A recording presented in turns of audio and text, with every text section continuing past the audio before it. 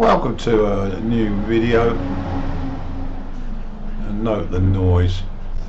I'm going to look at album tracks in this video. I'm going to start a new sort of series really. I don't know how many I'm going to do, but I'm going to have a go anyway. Selecting top album tracks from 1972, and of course if you're going to be watching on Rumble, you will hear those tracks in their entirety. So let's get started. While I've got 2021, well, why do we have anything? Because we're selfish. First up then, Happier Than the Morning Sun. This is from the Stevie Wonder LP, Music of My Mind, an album that I adore. Tons of that happy feeling in it and a catchy melody. There's lots of clavinet and moog bass on it. It's a gorgeous sound and the highlight amongst highlights on that album. Next up is Blue Sky. This is taken from the album Eat a Peach by the Allman Brothers Band, and I particularly like this because of the slide guitar solo by Dickie Betts, who had stepped up to the plate following Duane Allman's death. He also sings lead vocals on this, and it's part of the studio side on this double album. So get to listen to this. I'm sure you'll love it. Third track to sample is by the Doobie Brothers. It's from their second album, Toulouse Street, and it's called Jesus Is Just Alright. It's written by Arthur Reed Reynolds, a gospel song with Bill Payne on organ and twin lead guitars, very much a feature of the Doobies then and also now. I loved them back then, and I've recently grown to love their latest album that came out in 2025. It was a hit single, no surprise about that. Fourth up then is a song from the double album by Manassas. That's the creation of Stephen Stills and Chris Hillman, and it's basically a beautiful song. It's on, I think, second side. It's called Johnny's Garden, and it really does show the genteel in Stills' playing. It's a song about his gardener apparently, and I really love it. It's called Johnny's Garden. Another great song. It's from the debut album by the Eagles, and it's called Witchy Woman. Apache Indian rock number I've written down here, and Henley set to a war drum beat is on the vocals. It features some very cool harmonies from Mesner and Frey. Love this album. My next featured song is from St. Dominic's Preview, the sixth album by Van Morrison. The central song of the album is one called Listen to the Lion, and it's an absolute adoring piece. 11 minutes long, and after the first 3 minutes you're in heaven, riding along blissfully. It's all about emotion and texture, a gentle and beautiful repeating bass part, some light percussion, a vibraphone, and Van's improvisation all through the song. It's a wonderful piece of music. Get to listen to it now. Next song up is from J.J. Cale, probably his best album, well, in my consideration anyway. It was called Naturally, and opening up the album is this great country picking blues called Call Me the Breeze. I love JJ's singing style as well, and this was his debut. 3 guitar styles on this, acoustic, rhythm and lead, all played by him, overdubbed. Wonderful sound, and Eric Clapton did a cover of this, I recall. Let's get to hear it now. I was getting into Ry Cooder around this time, and his album Boomer Story conjured up this brilliant song, traditional song of course, Dark End of the Street, written by Dan Penn and Chips Moorman. This is the second album by Ry Cooder, and he brought it into his live set. There's a great version on, I think, the Let's Have a Ball live concert that I've got. Ry Cooder, I think I've got virtually all his discography, but this is a particular favourite. Now some bizarre work from one Captain Beefheart and the Magic Band. This is off his fifth album, Clear Spot, and it's called Big Eyed Beans from Venus. I remember hearing this for the first time on John Peel's Saturday Top Gear show. Loved it, and it's got a storming outer space type of feel to it. Well played, and the captain describes the guitar, so we're left with no doubt who's playing it. Mr. Zoot on Rolo hit that long lunar note and let it flow. Astonishing passage of music, with Beefheart providing the vocals. Next song to wallow in the memories is My Friend the Sun. It's from a British band called Family from Leicester, and this is from their album Bandstand. I was quite a fan of Family, with Roger Chapman and Charlie Whitney at the helm in that early 70s, and they were very popular on the university club circuit. And this is an acoustic ballad, very tender.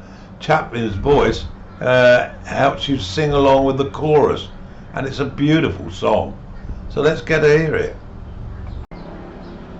Next track to wallow in is from Transformer, Lou Reed's LP, and it's The Immaculate Perfect Day, with its stylish balladry, atmosphere, quiet singing and gentle piano chords. And there's a tuba. Many claim the song is about heroin. Well, it sounds perfect for those like myself who are sober. Prefer to be sober personally, and it brings out the softer side. Next up is from the fifth album by Joni Mitchell. It's called For the Roses. This is called Bar and Grill. I slowly got into material, although it's been a bit of a struggle at times, but I particularly like this fifth album, and this is a standout track. Matt Mitchell uses the hunt for an elusive roadside eatery as a metaphor for the quest to find herself. Joni's piano and use of woodwinds makes this music glide off you. Lovely stuff. Let's get to hear it. Next favourite track is Dr. My Eyes. This is performed by Jackson Browne and came on his debut album, which got the rather strange title of Saturate Before Using. It is his debut, and it features Jesse Ed Davis on electric guitar.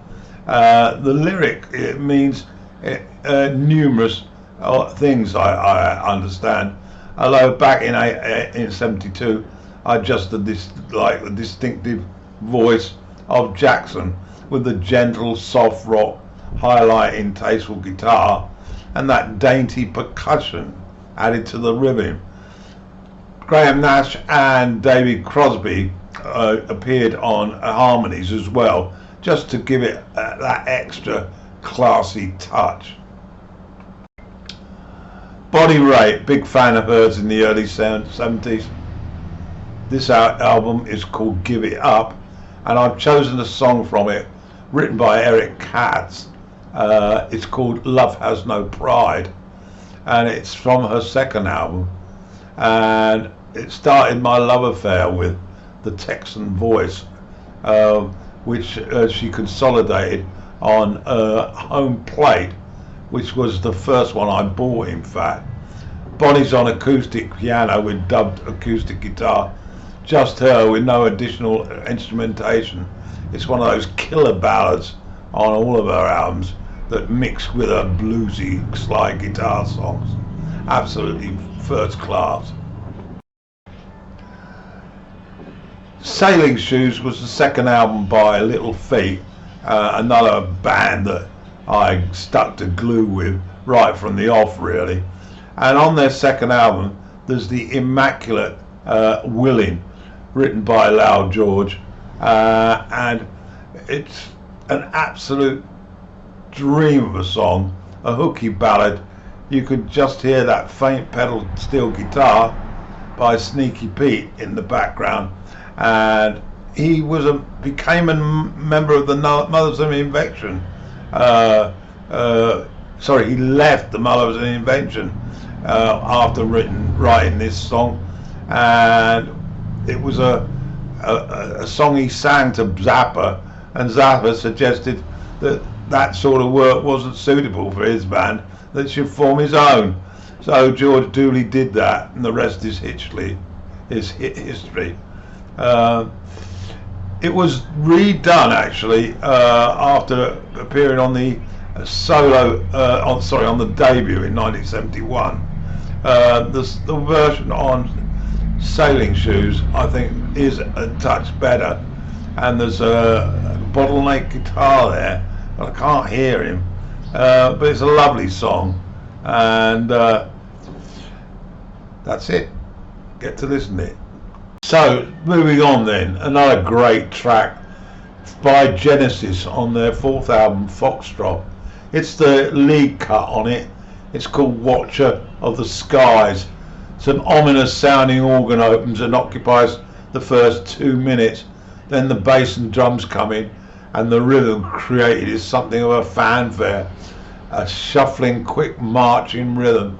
Then the Gabriel's vocals arrive, and it sounds fantastic throughout. Some nice instrumental breaks, the organ reappears, and the whole piece has an easy flow. I saw them perform this live back in '72 with Gabriel in theatrical costumes and Collins pounding the drums. It's an absolute gem. And Bax wrote it, of course, and he claims he wrote it in Naples with Rutherford. I heard that in an interview. So now you know. Next up is a song by Deep Purple. It's from their LP Machine Head, and it's Highway Star. I chose this one because I just find it so exhilarating. The pace is blistering, courtesy of Ian Pace and Roger Glover, and Lord's organ and Blackmore's guitar are at hair-raising speed, and you are locked into the car moving in pursuit of the star. A perfect opener with Gillan's scream mimicking that ride experience on the highway. This was the third album from the Mark II Deep Purple, 6th studio overall, and I absolutely love it. 2 more to go there. Next one is off the album, the debut album by Steely Dan, called Can't Buy a Thrill. I haven't selected the singles. I've selected another track that I think is classic Dan. It's called Changing of the Guard. It's surrounded by other great tracks, but I thought I'd put this one in. It incorporates mamba, swing and jazz, and there's a Latin musical element throughout. Features David Palmer on vocals, backing Fogan, and Denny Diaz and Jeff Skunk Baxter on guitars, with Hodder on drums. Becker, of course, is on bass. I love the tempo, the intro on the piano with that marching rhythm, and the guitar solos ride with the backing chorus. Social and political change is in the lyrics, counterculture comment, and young people wanting to change the world, hippies, the pill, and kick out those old conservatives. Absolutely tremendous. An extraordinary solo by Bach. And the last one is not so much one track but one side. This is off the Santana album Caravanserai, and side one, which is a segue piece of about 4 or 5 songs, I play and play and play. It certainly highlights the Mexican percussive elements to it, plus Carlos's guitar licks. And Neil Schon appeared on this album as well. Mike Shreve contributes with drumming that's explosive, to say the least. So that concludes this video on great songs from 1972. Hope you enjoyed it.